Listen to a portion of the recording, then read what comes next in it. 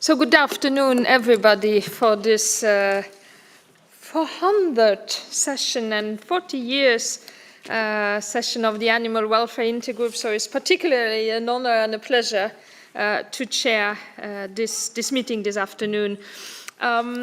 This second oldest intergroup of the European Parliament was indeed founded in 1983, by a group of MEPs who wanted to have cross-party exchanges on animal welfare issues that couldn't be addressed sufficiently at committee level. So Stanley Johnson, the co-founder and first chairman of the Animal Welfare Intergroup, Sanders, and I was very happy about that, sent many congratulations on the 400th session and the 40th anniversary. So it was also a moment for him. So I was happy he reacted and sent up his wishes. He asked to pass on this little memento. So that's what I'm going to do.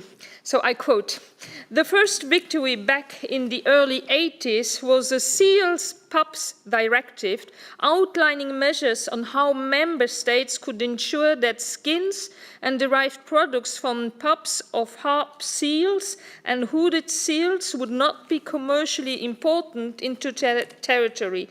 This success was achieved by the action which forced a somewhat reluctant European Commission, Karl-Heinz Narges being the commissioner responsible, to propose an EU ban on seal imports, which is still in force today.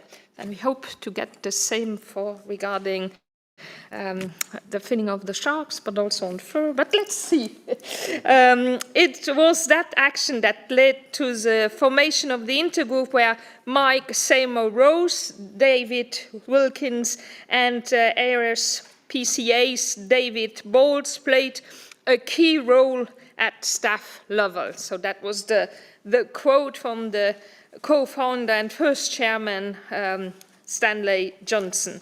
So the Eurogroup for Animals is running secretariat of this intergroup since also 1983. Over the last decades, the Animal Welfare Intergroup has among the largest, best attended, and most followed intergroups, and it can claim to have been the trigger, really, for many welfare-related policy development on EU level. So today we are very, very pleased to be joined by EU Commissioner for Agriculture, Janusz Wojciechowski, who was one of the most active members during his time as an MEP, and who was also successfully presided over this intergroup during the 8th term of this parliament. So Mrs. Wojciechowski will run us through the various files under his portfolio that concern animal welfare, and I will open the floor up then also for discussion. So the relevant topics include fostering animal welfare to the national strategic plans of the CAP, the transition period for phasing out the cages in the EU, the revision of the EU animal welfare legislation that I hope will come soon, the ECI Fur-Free Europe, and also the topic on removing minimum liver weight requirements for the foie gras, and the upcoming legislative framework for sustainable food systems. So I will make just a few brief announcements, and then we can really start. So there are 2 written questions to be signed, please, by all MEPs interested. So my colleague Niels Fulsen will table a written question to the European Commission on removing the minimum liver weight requirements for foie gras production, and you will have the possibility to co-sign this written question, and you will soon be contacted for this. So please sign that, and I think I'm also curious to hear what the Commissioner is going to say on that. On my side, I have the intention to table a written question to the ECI Safe Cruelty-Free Cosmetics, which aims to inquire once more about the Commission's intentions to react to the demands from civil society. For all this, all supportive MEPs will be able to co-sign too. So the Intergroup Secretariat will reach out to you soon also for that via a Google form to get your confirmation of support. I will also make a short call for upcoming votes. Later today, there will be a vote in plenary on the Food Security Own Initiative report, and we will have the opportunity to include an amendment that reflects the positive impact plant proteins can have on animals, the planet, and food security.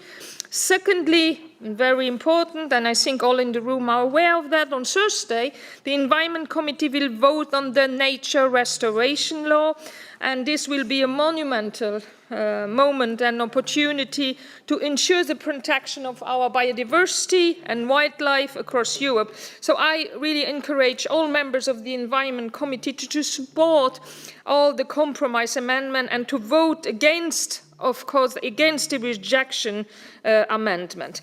Upcoming animal welfare related meetings in the coming weeks. So first of all, on the 27th of June, the Intergroup's working group on companion animals will hold a session which will address two different topics, Euro, PetNet, and identification and registration of cats and dogs, as well as a debate on the animal welfare related issues caused by the recent dam break in Ukraine. Secondly, a second announcement on the upcoming week, the 4th of July at 2 o'clock. There is the working group in support of the ECI Free Europe, and an agenda will also there be sent soon. And on the 5th of July, Maria Neuschel will host an event, Pig Welfare, Achieving New Minimum and Gold Standards for the Production of Pigs in the EU. So this event will explore what animal welfare issues need to be addressed and how EU pig directive should be amended to set new minimum standards for pig production. So recommendations will be presented for the new EU welfare standards, specifically for gestating gilts and sows. Moreover, case studies from various member states will be presented to show how farmers can take further steps to transition to the highest welfare pig production system.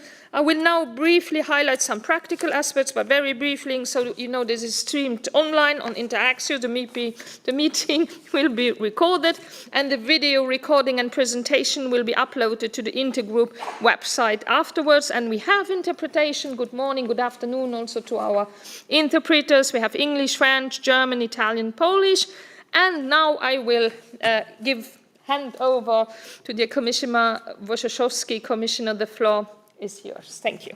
Thank you very much, Madam Chair, the honourable members of the European Parliament, members of the Animal Welfare Intergroup, ladies and gentlemen. This is my pleasure to be invited to this meeting.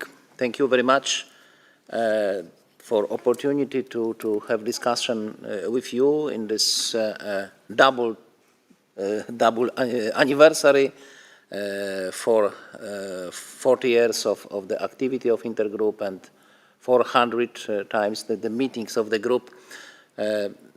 According to the common opinion in the European Parliament, Animal Welfare Intergroup was and there is the most active from the intergroups because the meetings are systematically, and my satisfaction that 12 years in the European Parliament I was member of this group. I was vice chairman, and as you said, that in the 8th term of the Parliament I was also the chairman of the chair of this intergroup. My pleasure to be here again and to share some reflections about our challenges for animal welfare and also for our common achievements, because we can have also satisfaction about the role of animal welfare in the reformed common agricultural policy. I will say just a little later about this. But I'd like to start from the short review of the situation in livestock farming in the European Union. But first of all, I'd like to mention that we have two aspects of the animal welfare in European Union policy. One is the animal welfare standards, regulations, directives about the minimum standards of animal welfare, which is in European Commission responsibility of Commissioner responsible for public health, now the Commissioner Stella Kyriakides, and they are regulation about the standards. My responsibility as a Commissioner responsible for agriculture, for common agriculture policy, is to support farmers for their activity in animal welfare. And shortly speaking, we can say that responsibility of the Sante is restrictions. My responsibility, our responsibility in Agri is incentives, to incentivize farmers for improvement of animal welfare standards. But before when I present what is new in the common agriculture policy about the animal welfare, some reflections about the situation in livestock farming. We have the statistic data from the last agricultural census comparing the situation 2010-2020 generally in agriculture and also in livestock farming. What is the interesting in this report?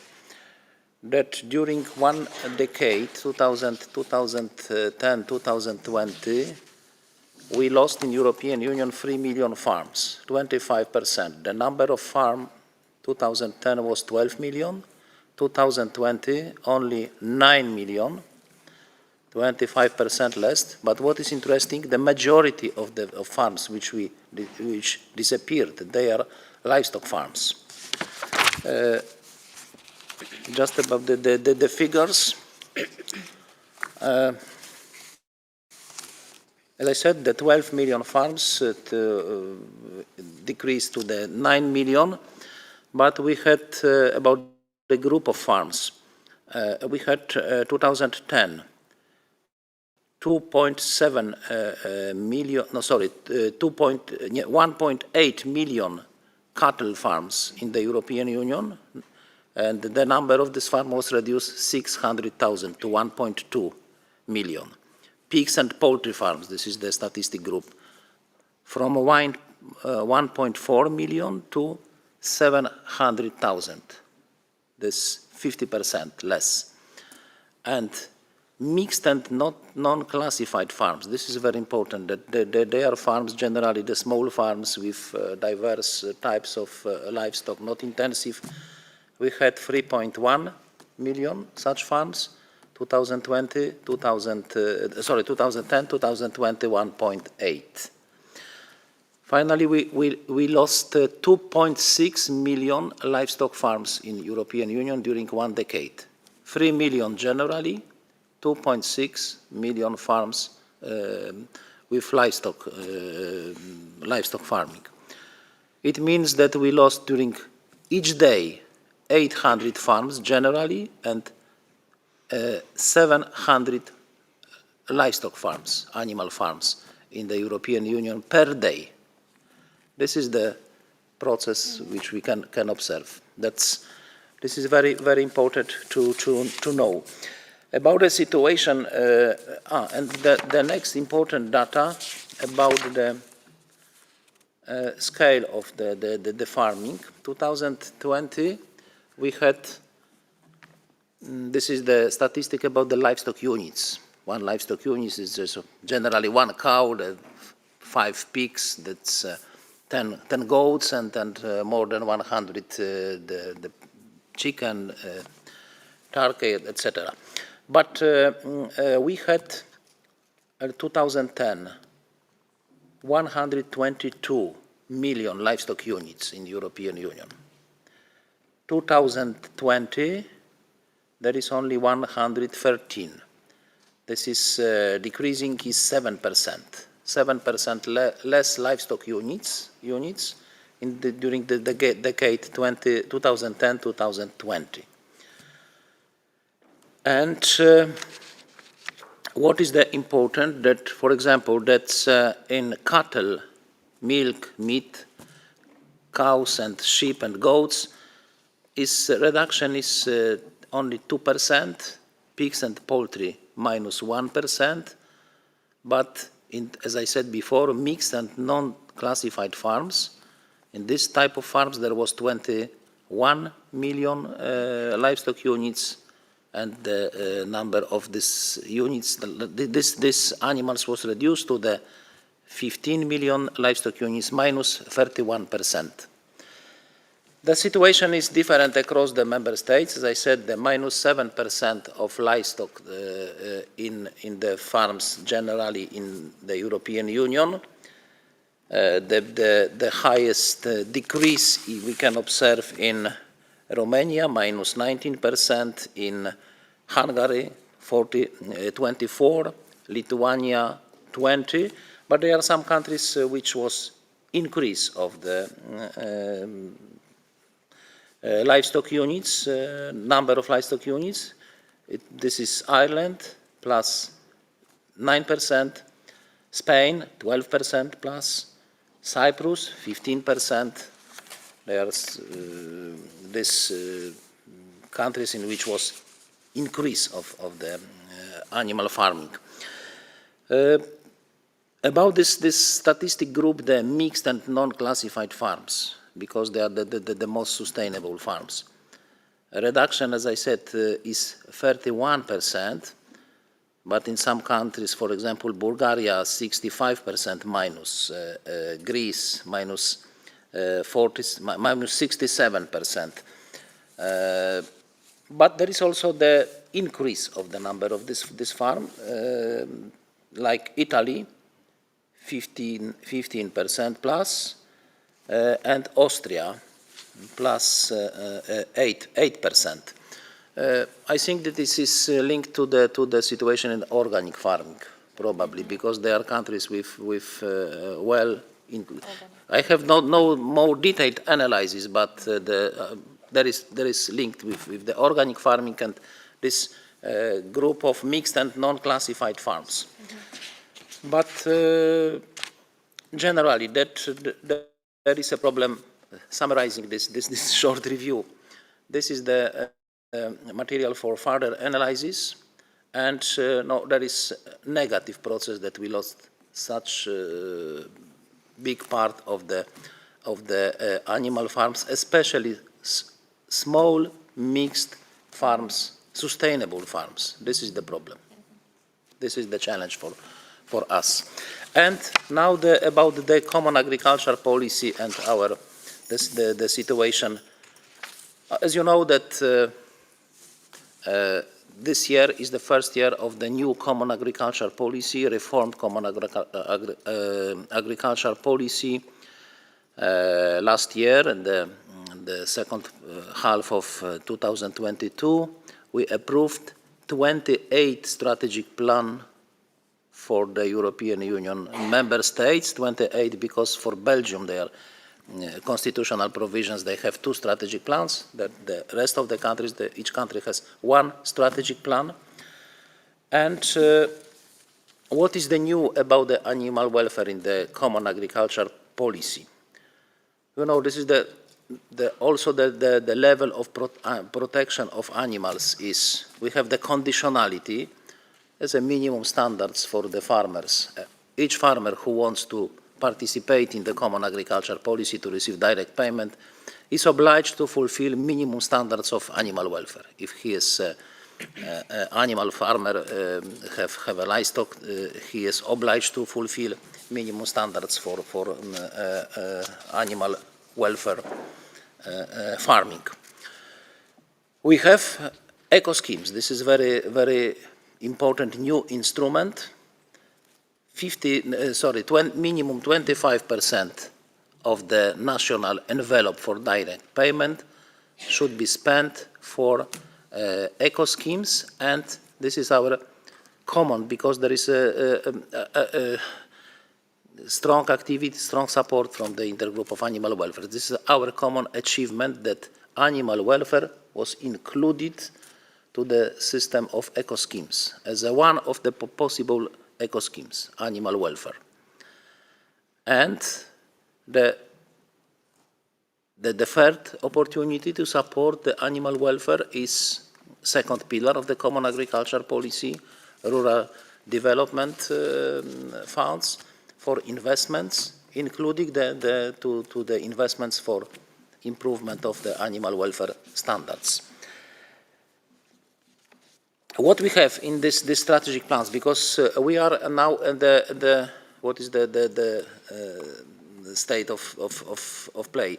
Now we have approved 28 strategic plans, and now the farmers in majority of member states, they applicate to the direct payment. They declare eco-schemes, because eco-schemes are mandatory for member states, but voluntary for farmers. Farmers are not obliged to participate in this system. This is their free choice. And now in the majority of the member states, farmers declare what eco-schemes they want to use in their farms. 22 CAP strategic plans provide voluntary schemes under agro-environment, climate interventions, under rural development policy to address specifically animal welfare and or fight against antimicrobial resistance. In total, 2.4 billion euro of European money, which is 12% of the total budget allocated by member states for agri-environmental climate interventions, is planned for these schemes. 8 CAP strategic plans plan, establish and support animal-friendly practices and or reduce use of antimicrobial interventions through eco-schemes.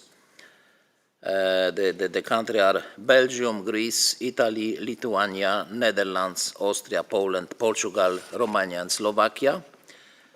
In total, 3.8 billion euro of direct payment, 9% of total budget allocated by member states on eco-schemes are planned for such support, while 9 countries use a combination of these tools.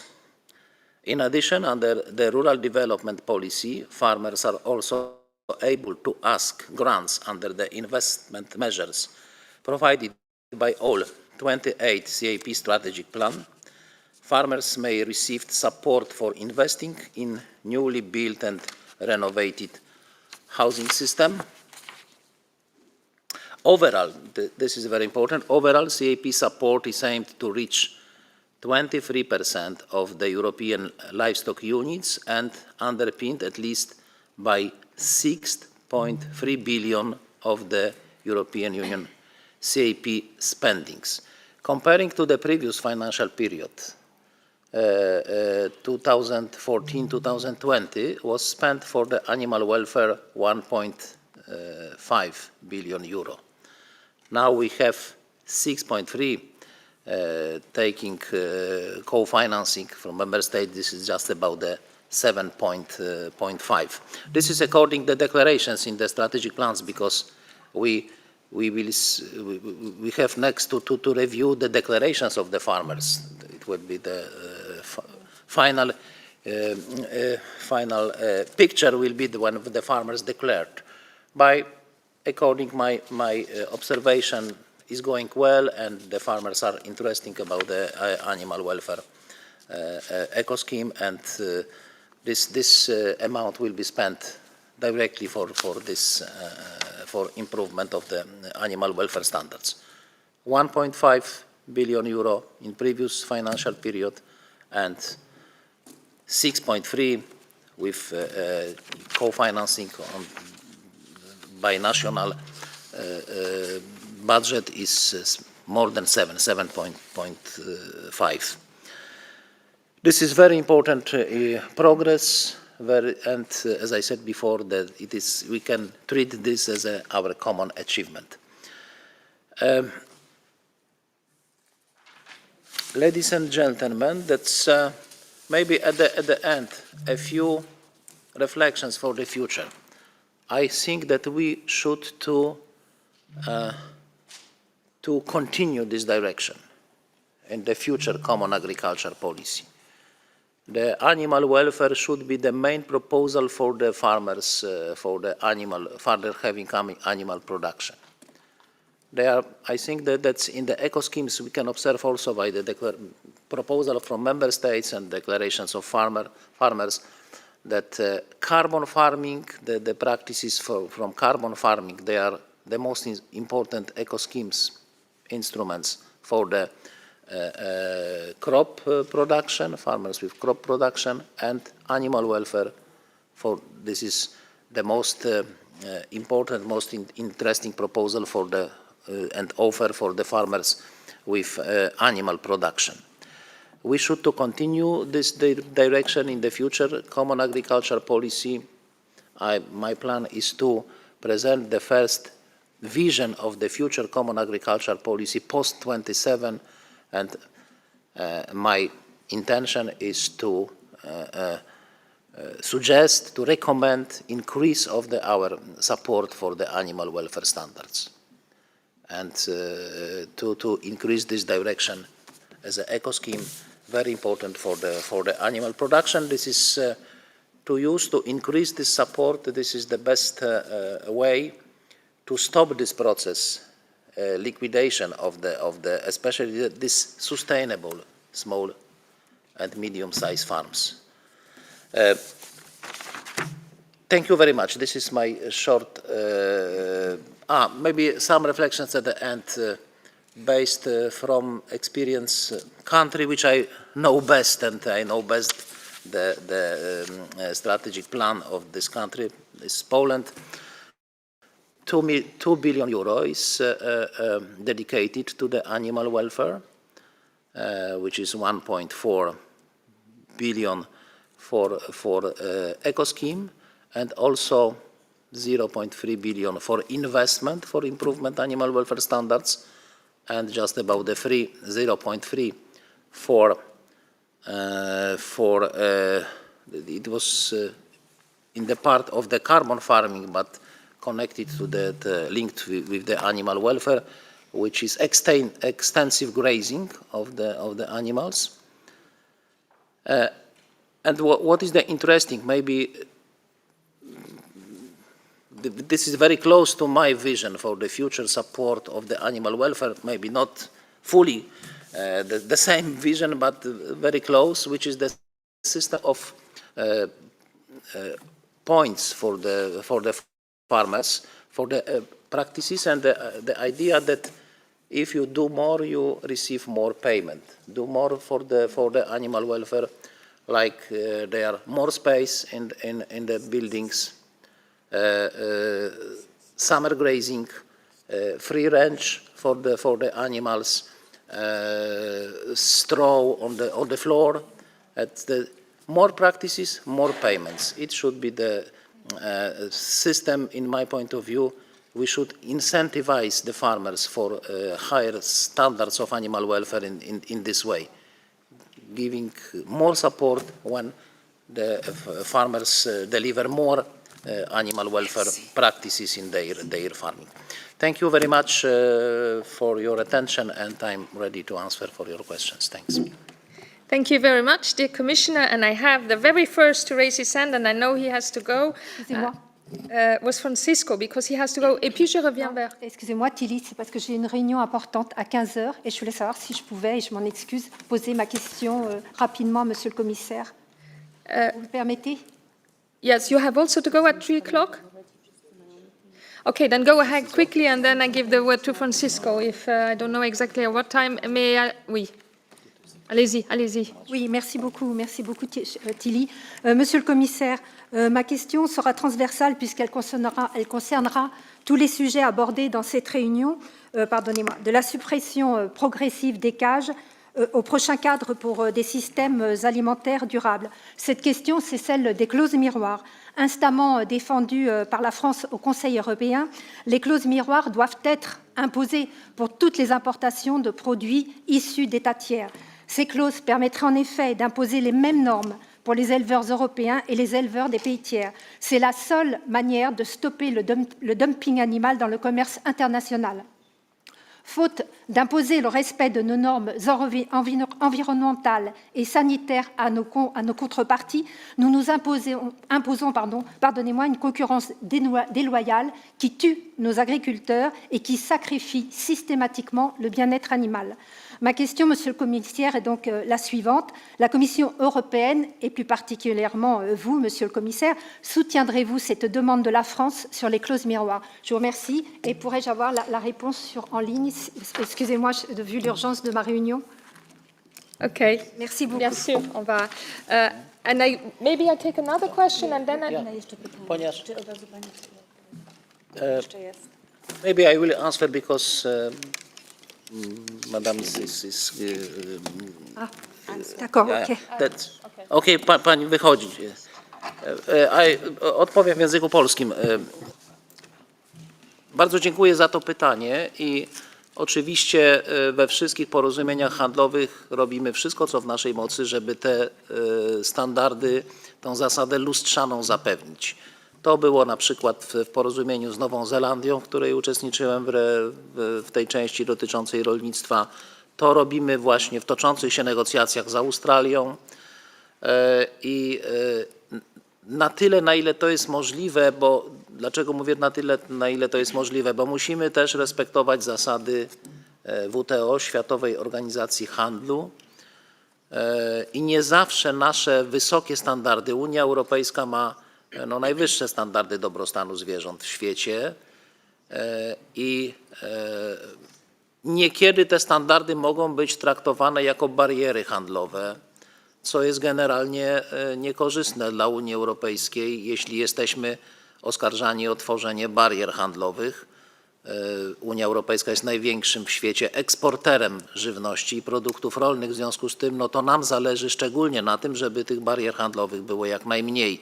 I to z tym musimy po prostu ostrożnie negocjować, ale zdecydowanie jest ten kierunek, żeby zachowywać te same standardy i we wszystkich toczących się rozmowach handlowych ja o to bardzo dbam, żeby warunki dobrostanu zwierząt były takie same jak w Unii Europejskiej, żeby były wymagane takie same standardy od tych, którzy chcą eksportować swoje produkty zwierzęce na rynek europejski. Wiem, dla Francji to jest szczególnie wrażliwa sprawa, bo to był jeden z priorytetów prezydencji francuskiej niedawnej, ale myślę, że to jest wrażliwa sprawa dla całej Unii Europejskiej, dla wszystkich rolników. Merci pour votre question et merci pour la réponse rapide aussi. Et je donne la parole à give the floor now to Francisco Guerreiro because he also has to run. Okay, thank you, dear Chair. First of all, congratulations to the intergroup and thank you, Commissioner, for being here. Two quick questions. The first one is correlated to what you said about the decrease of the mixed farms and some slight increase of the organic and biological farms. Is this also correlated with the data of more people consuming plant-based or decreasing animal products, or this doesn't have any correlation? Because it would be positive in a way if farm animals would be decreased because people would consume less, and other farms would grow because people would consume more, for example, plant-based. Do you have this data? Do you see any correlation? It would be interesting for us to understand. And the second question is related to the nature restoration law, because you stated here that more people are farming in a more positive way, in a more biological way, and that is also very good for the environment. But we see, on the contrary, a huge political fight against something that is dire to our farmers. If we don't protect nature, farmers will be the most affected by the impacts of climate change. And so what is your political vision of this kind of dystopian view that is now taking place in the European Parliament? Because in the end, it goes against the science data that is being shown by scientists, that we are almost reaching the tipping point of no return. So what's your position on this matter? Thank you.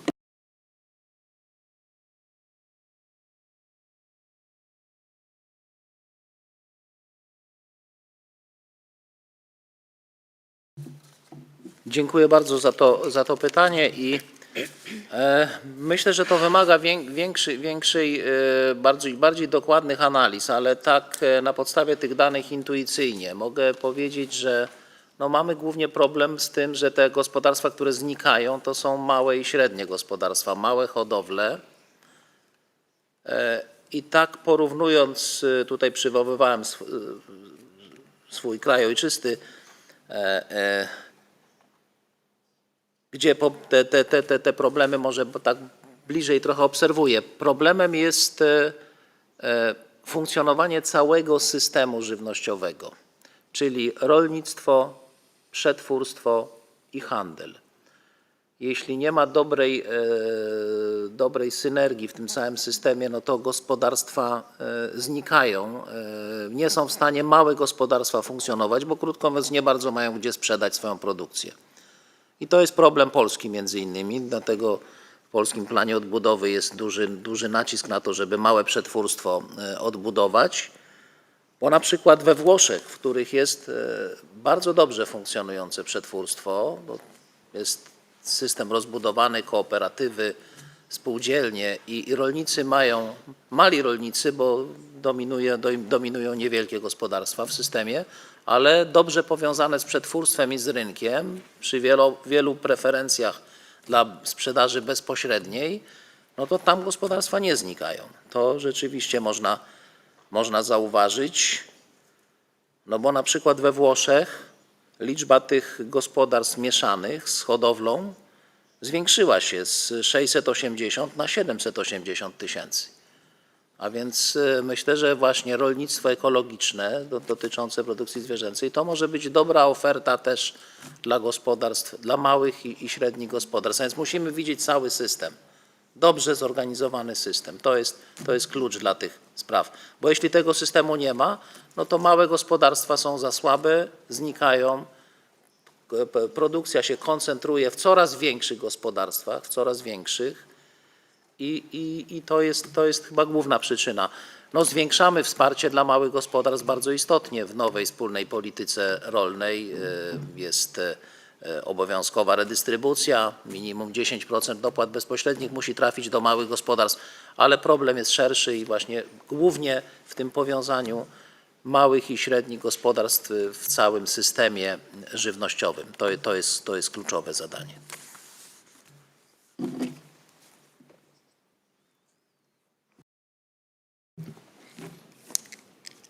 Did you have? There was also the question on the but it was quite answered. Then okay.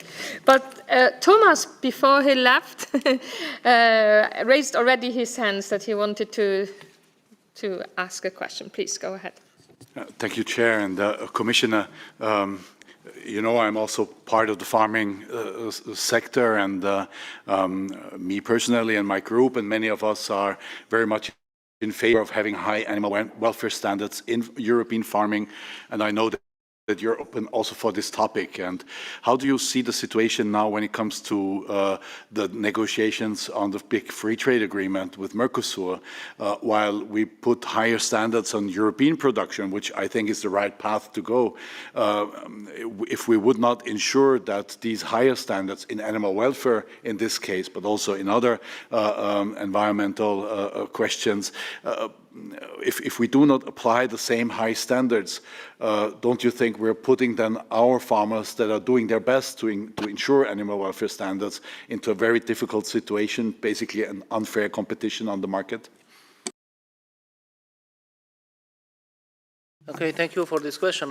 Just before I answered for similar question. No, Mercosur, this is was negotiated before the mandate of this commission. I didn't participate in this negotiation. Now they have negotiated some elements of this agreement linked to the climate issues, to the forest protection. I can repeat that this is our intention to ensure the same standards everywhere where is possible. I think then Mercosur, for example, about the cattle, the beef, because the beef is the most sensitive part of the Mercosur for the farmers. Like in Argentina, for example, they have a good standards because they have all year the grazing for the animals. There is not so bad there is no big problem. I think that no, there is a progress. We negotiate, like as I said before, in New Zealand, in Australia, we ensure the same standards. Some problems can be because not with the New Zealand, not with Australia, but maybe during other negotiations, that we should respect the WTO rules and to avoid the situation that our high standards are treated as barriers and trade barriers. We are the biggest food exporter in the world. We are as a European Union, and it is not good for our trade relations to be accused about the creation of barriers in the trade. This is, but generally we remember about it. We try to ensure the same standards in all the free trade agreements. Thank you. Thank you. And now to have a little bit of gender balance, I would like to ask Marlene Mochler is with us also to ask a question. And then I have Michal, Niels, and also from the public I have Christoph Marie, and I have Günther, of course, also. But Marlene. Danke, Tilly. Ich spreche auf Deutsch, ist okay? Ja, ja. Gut. Ich freue mich, dass der Kommissar heute da ist. Und eine Feststellung, dass wir die höchsten Tierschutzstandards weltweit haben, ist schon mal positiv. Aber wir haben natürlich immer wieder Ausreißer. Und ich sehe, dass große Betriebe aus meiner Sicht nicht automatisch schlecht sind und kleine Betriebe nicht automatisch gut. Herr Kommissar, ich sage immer, die Stalleinrichtung, die kann noch so teuer sein, die kann zertifiziert sein. Aber wenn der Landwirt sich nicht darum kümmert, dann ist es oft um das Tierwohl geschehen. Und umgekehrt ist es mit der Weidehaltung ähnlich, ob in meiner Region oder kürzlich in Niedersachsen ein Weidetierprojekt des NABU, also des Naturschutzbundes, wo Tiere verendet sind, weil man geglaubt hat, wenn sie auf der Weide sind, dann ist schon alles geregelt, dann ist schon alles gut. Und ich glaube, wir haben hohe Standards, aber ich sehe einfach immer wieder, dass das mit den Kontrollen irgendwie nicht zu funktionieren scheint oder besser funktionieren müsste. Das ist das eine, was ich sagen wollte. Und dann habe ich irgendwie durchgehört, dass Sie über Veganismus oder veganes Essen gesprochen haben. Hier möchte ich aus Bayern den ehemaligen Vorsitzenden des Bund Naturschutz zitieren, der eine bemerkenswerte Feststellung gemacht hat. Er hat gesagt, Veganismus als Leitbild ist ein zentraler Angriff auf bäuerliche Strukturen. Und ich kann das auf Bayern übertragen. Viele unserer kleinen Betriebe kommen deshalb über die Runden, weil sie Tierhaltung haben, das heißt, die Veredelung über die Tierhaltung stattfindet. Das möchte ich einfach auch so nochmal in die Runde werfen. Wie ist Ihre Meinung, Ihre Einstellung dazu? Und ein letztes, auch unser Betrieb ist ein Ökobetrieb zu Hause, aber wir sehen einfach, dass es Grenzen gibt, gerade jetzt. Die Nachfrage wird weniger. Tun wir unseren Bauern was Gutes, wenn wir sagen, stell um, weil du bist dann automatisch auf der besseren oder auf der guten Seite. Wir als Parlament haben zumindest mehrheitlich beschlossen, dass der Markt das regeln soll, sprich der Verbraucher. Also ich finde es einerseits gut, dass wir sagen, mehr Öko, aber ich weiß nicht, ob es gut ist, wenn wir da den Markt gleichzeitig ausblenden. Dankeschön.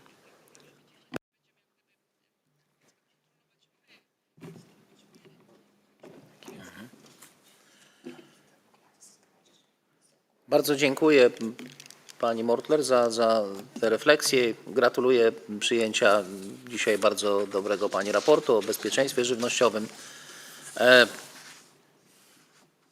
Ja myślę, że to jest rzeczywiście wielkie wyzwanie dla nas, jak poprawić taki wizerunek społeczny rolnictwa, produkcji zwierzęcej. Oczywiście jest dyskusja, każdy ma prawo wybrać, czy chce jeść mięso, czy nie chce, czy chce być wegetarianinem, weganinem, czy chce jeść mięso. To jest wybór i nie sposób tego, nie powinno się tego oceniać. To jest wybór, którego każdy człowiek dokonuje indywidualnie.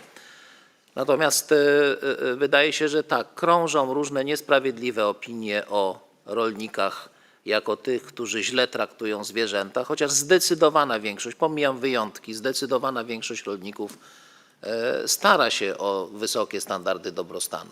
Stara się, bo zresztą każdy dobry rolnik wie, że to się też poza wszystkim, poza względami etycznymi, to się ekonomicznie opłaca. Lepiej traktowane zwierzęta dają lepsze też efekty produkcyjne. Więc to jest, myślę, że jeśli mamy problemy takie ze złym traktowaniem zwierząt, to większym problemem jest na przykład transport czy sytuacja w rzeźniach niż sytuacja w gospodarstwach. Choć niektóre metody chowu, te bardzo intensywne w niektórych sektorach, rzeczywiście budzą zastrzeżenia co do dobrostanu zwierząt i może opinie o tej takiej bardzo intensywnej części rolnictwa rzutują niesprawiedliwie na całe rolnictwo. I to powinniśmy lepiej chyba komunikować, lepiej objaśnić. Dlatego tak ważny jest dobrostan zwierząt i myślę, że rolnicy hodowcy, z którymi rozmawiam, doskonale to rozumieją, że jeśli chcą wygrywać w konkurencji też swojej produkcji, to powinni pokazywać, promować te wysokie standardy. Jeśli dziś widzimy jakieś obrazy wielkiej chlewni budowanej w Chinach, wielopiętrowej, tam coś 40 pięter na setki tysięcy świń w jednym obiekcie, to konkurencja z taką hodowlą nie może polegać na tym, że będziemy próbować budować jeszcze większe chlewnie. Nie, właśnie odpowiedzią na to jest dobrostan, jest zrównoważona produkcja, jest wysoka jakość takiej produkcji i tym zresztą Unia Europejska wygrywa od konkurencji od lat. Nie ilością i intensywnością, tylko wysoką jakością i także dobrymi standardami dobrostanu. Wierzę, że to będzie coraz bardziej ważne dla konsumentów, że będą wybierać te produkty, co do których będą mieli pewność, że to są, że pochodzą ze zwierząt, którym zapewniono w okresie ich życia odpowiednie warunki dobrostanu. Także to jest oczywiście zadanie, więc dlatego tak deklarowałem tu wcześniej, że popieranie dobrostanu powinno być istotną częścią także przyszłej wspólnej polityki rolnej i powinniśmy cały czas zwiększać to wsparcie dla rolników dbających o dobrostan zwierząt. A to jest zdecydowana większość europejskich rolników. Dziękuję. So I still have 6 persons that want to ask a question, and we have like 7 minutes left. So I will take 3 and 3. Manuela auch. Then we have even 7 persons, 3 and 4. Then I start with the first, Michel, and then Niels, and then we take a woman to have a gender balance. We take Manuela. Okay, thank you for the floor. I will try to be brief, even though I have two quite vast questions. One is rather a remark on what you have presented us with the figures of the huge drops of number of farms that we experienced in the last 10 years. I think that the story is not complete without actually the data on the production. Whether we are also seeing this drop in the amount of milk and meat that we produce, I don't think this is the situation.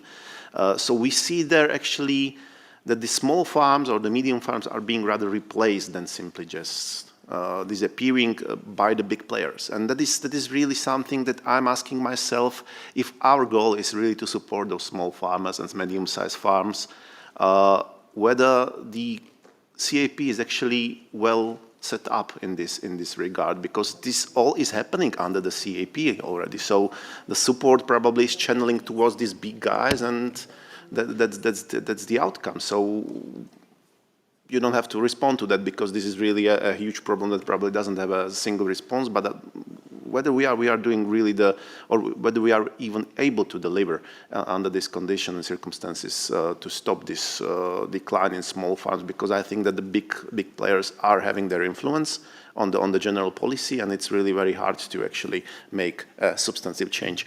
What I want to ask you actually is about the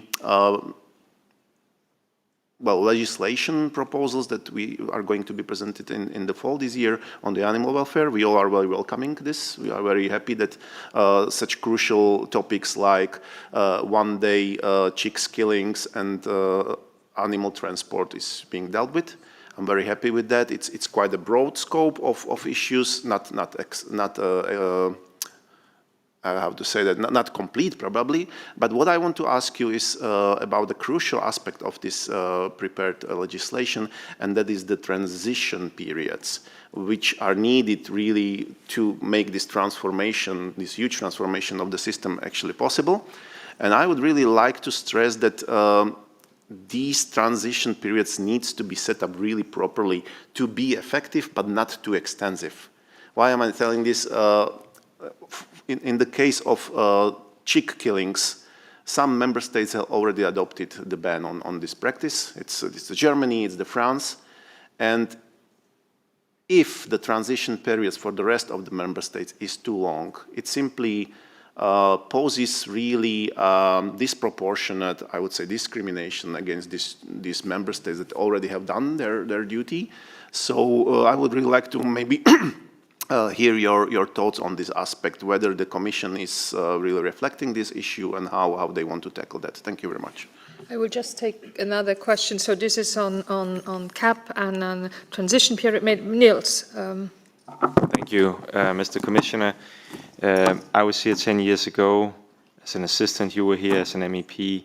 And I remember we had a campaign at that time called 8hours.eu. You signed the campaign. You supported the campaign 8hours.eu, Mr. Commissioner. It's about limiting transports of animals to maximum 8 hours. Now you have the opportunity now, when you're coming out with the new transport legislation, to make that happen. And I hope you will still fight for the pledges we made at that time, and that you will deliver on the 8 hours. And I would like to ask you on your thoughts here. Thank you. A very concrete question, very good. And then Manuela, and we come back to the Commissioner, and then I have 4 other small, no, Thomas is, okay, it was the same, perfect. Manuela.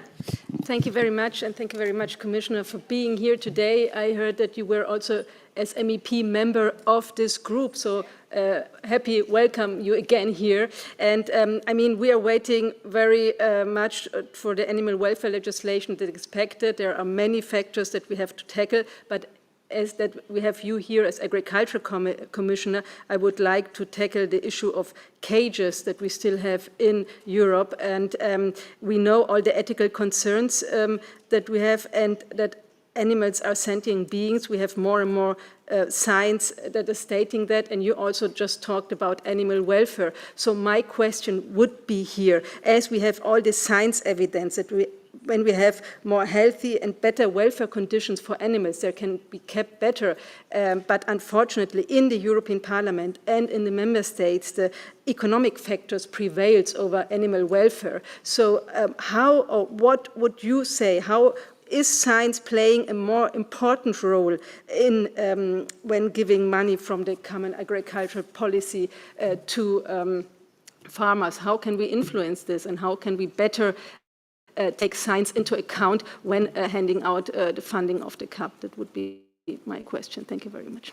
Very good. So three different points on the CAP: transition period, 8-hour transport, and the cage age. I give you the floor, the Commissioner, too, and then we take another 3 interventions.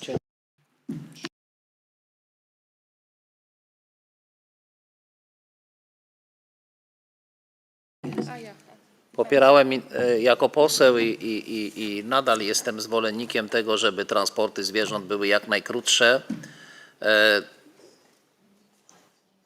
Problem jest w tym, że No, nie zawsze to jest możliwe do spełnienia z przyczyn niezależnych od rolników, bo na przykład teraz mamy w niektórych krajach problem ASF-u, pomoru świń, gdzie są wyznaczone zakłady ubojowe, bardzo odległe niekiedy, jeżeli są zwierzęta ze strefy objętej tymi ograniczeniami, no to trzeba je transportować do odległych miejscowości. No, znam to z Polski akurat, ale to nie tylko polski problem.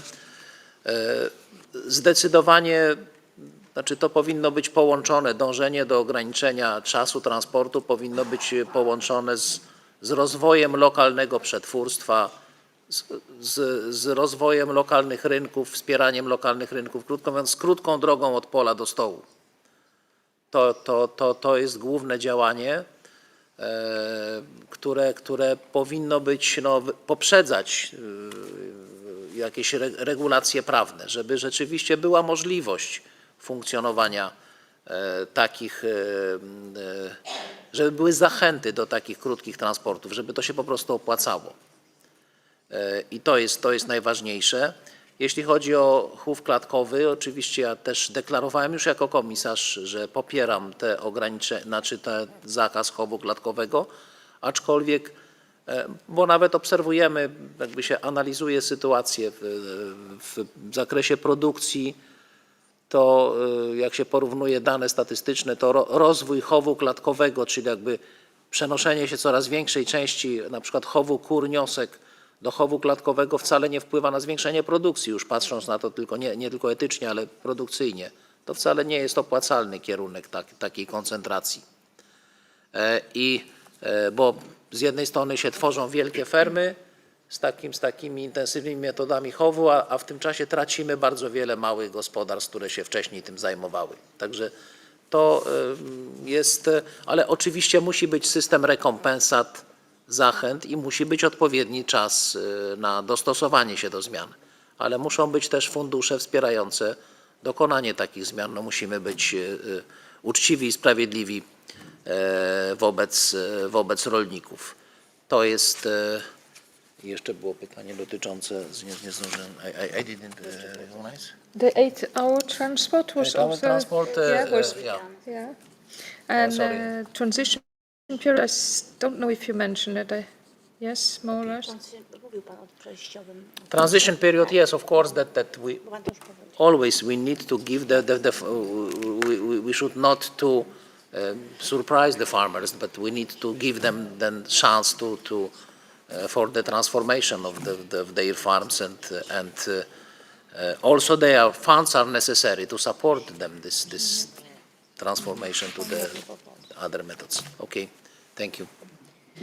Then I have Günther Siedel, and then I will take Christophe Marie from Fondation Brigitte Bardot, et Pierre Sultana, il a une question aussi. Günther, du hast das Wort. Herzlichen Dank. In aller Kürze eine Frage, die uns in diesem Haus sehr beschäftigt, die auch mit der Artenvielfalt in Europa sehr viel zu tun hat, die aber in diesem Haus auch als Glaubensfrage geführt ist, die Frage der Pestizide. Und es gibt immer stärker die Meinung Ja oder Nein, 100% oder 0. Und meine Frage daher, es wird viel zu wenig meiner Ansicht nach über ökologische Alternativen gesprochen. Die Forschung für echte Alternativen für die Landwirtschaft wird meiner Ansicht nach viel zu wenig in den Fokus gerückt. Ich halte das für sehr zentral. Die Landwirtschaft braucht Mittel. Auch durch den Klimawandel wird es einen erhöhten Schädlingsbefall geben in vielen Bereichen. Und daher wollte ich Sie fragen, wie Sie zu einer europäischen Forschungsinitiative für echte Alternativen stehen. Herzlichen Dank. Okay, Christophe Marie. Oui, merci. Alors tout d'abord, Monsieur le Commissaire, je tiens à vous dire combien votre travail représente un espoir réel et profond de changement de la condition animale, parce qu'en France, nous avons tendance à cumuler les pires méthodes d'élevage et d'abattage, notamment l'abattage sans étourdissement préalable, mais aussi à maintenir des pratiques bannies dans les autres États notamment comme le gavage des oies et des canards pour la production de foie gras. Donc la souffrance des palmipèdes gavés est attestée par plusieurs études scientifiques, que ce soit le rapport du comité scientifique de la Commission européenne de 1998 ou le rapport scientifique de l'Université de Cambridge de 2015. Et aujourd'hui, certains producteurs de foie gras souhaiteraient s'orienter vers des méthodes moins cruelles que le gavage, mais sont freinés par le règlement CE 543-2008 qui fixe une exigence de poids minimum pour bénéficier de l'appellation foie gras, donc 300 grammes pour les canards et 400 grammes pour les oies.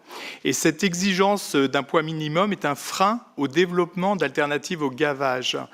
Donc c'est pourquoi nous souhaiterions que soit supprimée dans la prochaine législation sur le bien-être animal l'exigence de poids minimum des foies de canard et d'oie, ou que soit interdit, bien sûr, le gavage. Donc, est-ce que la Commission entend agir sur ce point?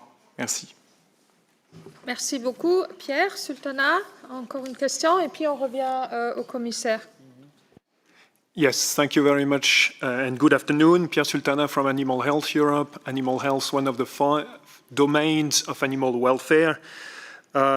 First of all, happy birthday and congratulations to all the members of the European Parliament of the Intergroup, more precisely for the birthday of this institution within the institution. Let's call it like that. Commissioner, thank you very much for the presentation. You spoke a lot about the money which was spent in the eco scheme, but what is very important is on the field. What is done with this money. Do you already have some, what according to you would be some best practices that are already coming from the field? Thank you very much. Thank you very much. And I just wanted to say that we have to stop interpretation already. They gave us 5 minutes more, so we will switch, I hope that's okay, everything in English. So it was the last 3 questions, and I can only also support the question about the foie gras, because there is this regulation on marketing standards for poultry meat. There is no much time left to act on this until the adoption end of July. And there is also circulating the written question, and as I said at the beginning of the meeting, of Niels Fulsang regarding the weight for the foie gras labeling.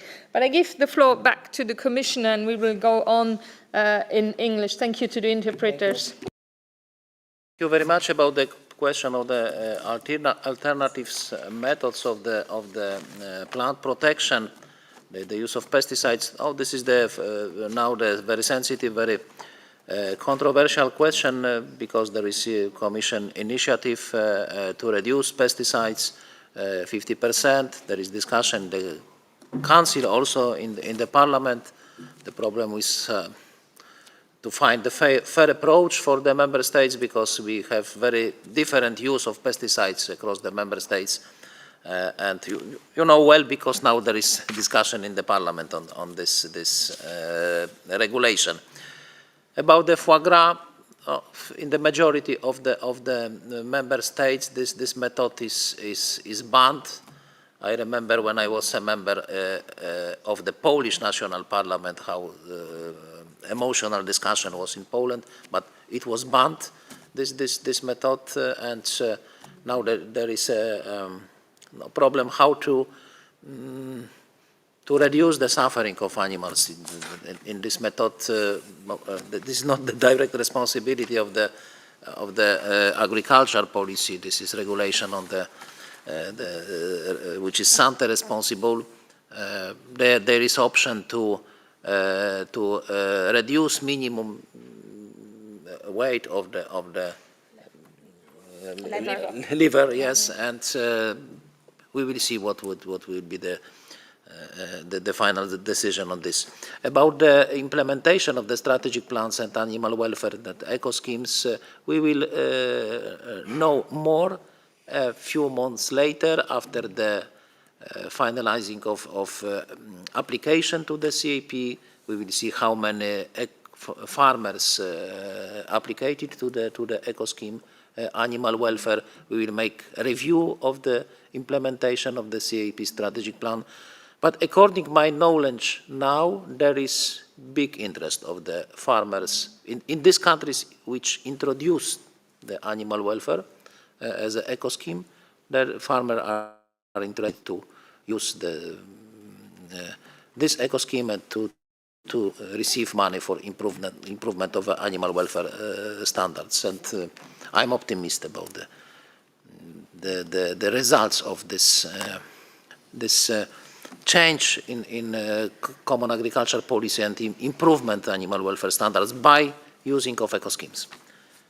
Thank you very much. And I know there were some topics that we did not address, like the ECR fur-free Europe, but what is now very important, and Manuela mentioned it also, is that we don't look only at the impact of the revision of the animal welfare legislation, that we don't only look at the economic impact, but we know that there is much more, not only about animal welfare, but also health of environment, of the humans, and also the externalities that are linked also to intensive farming. So we really hope that this revision, that we can still work on it, that it will come out in the autumn of this year, because we are very motivated members of the parliament that are really waiting for that to come out, and that you don't look too much at the, maybe also what the second opinion of the scrutiny board is saying, that you take a strong decision in favor of the millions of animals there. So now just to say that the 13th of July, we will have a look at the political manifestos about animal welfare. That's the next Animal Welfare Intergroup. And now I would suggest, because also the